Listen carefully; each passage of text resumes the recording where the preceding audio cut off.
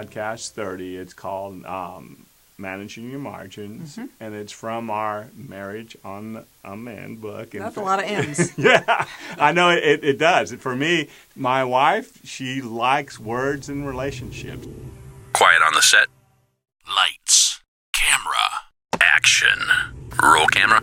Talk about relationships Yes. this week, so And it's one of my favorites. So this is the third podcast on the mini marriage retreat, and so tell us a little bit about relationships, honey. Well, so in the mini marriage retreat, when we go away and do these quarterly getaways, one of the topic areas is relationships, and we're smiling a lot because we are so different in the area of relationships. So usually this is an area of struggle for us, and we have to spend a lot of time discussing it. It may be different from you.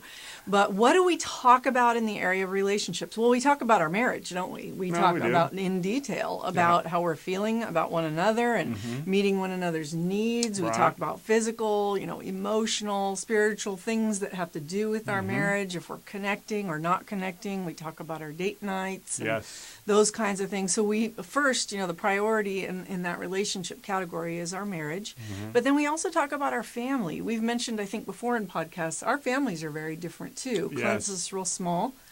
And I have a huge family. And so we talk about the needs of our family, especially the spiritual needs, because many of them are unsaved, aren't they? And so we want to talk about that and recommitting to praying for them. We also talk about our close friends, relationships with our close friends, and we talk about our relationships with our prayer partners.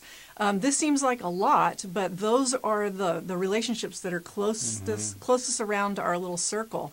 And we need to go through, because it was an area of failure for me and betrayal in the past, I really want to be accountable in this area, and you do with me as well.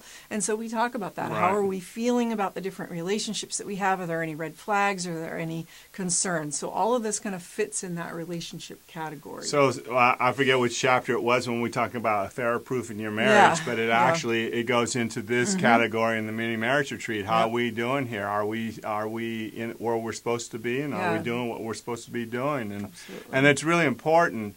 And the thing about it is about the relationships. It's really important to Penny, and so and it's not as important to me. It's not that I'm cold or callous or anything like that, but with her family, they, for instance, we could have 5 or 6 birthdays. We could have 25 or 6 birthdays. We could if we get everybody from Italy over here. Yeah, absolutely. But anyway, the bottom line is that she's used to a close-knit family, and they're going together. They're celebrating something all the time.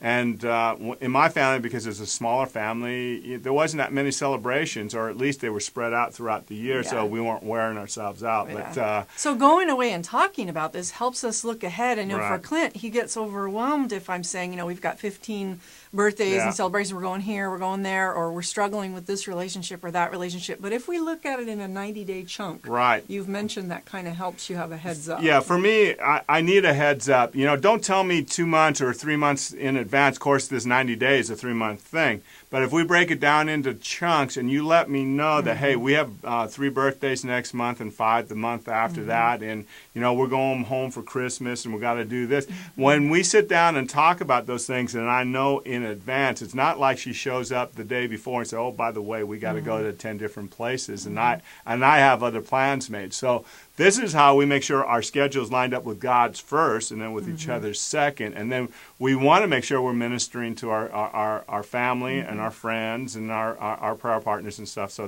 that's it. So, so as we go back, we look back at the previous 90 days. It's a time to assess all those relationships, right? Talk about it. Right. And the thing about it is, it is a time to look back on the 90 days and say, hey, there was something that was out of line, and I need to talk with you. What did you mean when you said such and such, or were you... with this person or that person? And so what happens is we get the clarification. And the reason why we get the clarification is because we're alone together with God without all the external things that are pulling us away.